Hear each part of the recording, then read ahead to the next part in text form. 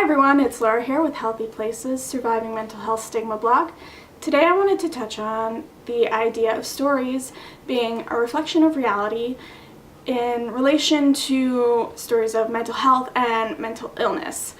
When I was in university studying literature, one of the things I found the most fascinating was this idea that the writers were essentially writing content that in some way either imitated or gave an idea of the world around them. Even if it's some fantastical story, you could kind of see the themes relating back to reality at that time, whether it was fear of invasion or fear of war or fear of disease. You could see when you looked at the time period for which they were writing that their stories kind of related back to that.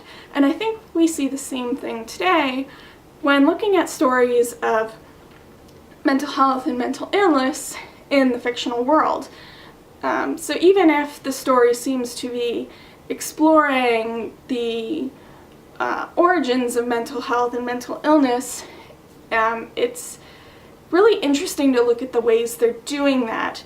And I find sometimes that they rely on myths or stigma-based ideas in order to do this. A lot of the films out there still look at mental health as this kind of foreign concept and mental illness as something that's scary, and people with it, we should be afraid of them and we might catch something from them. There's this idea of a contagion, and even this overall idea that there's not really much hope for these people in getting better. It's just something that we need to hide away from.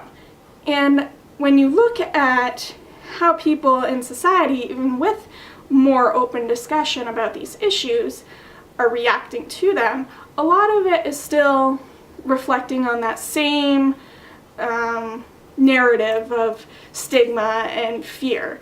So I think it's really interesting when these kinds of films come out and how people react to them. I know there are probably tons of people out there who will say it's just a story, it's just a film, it's just a book, it's just whatever.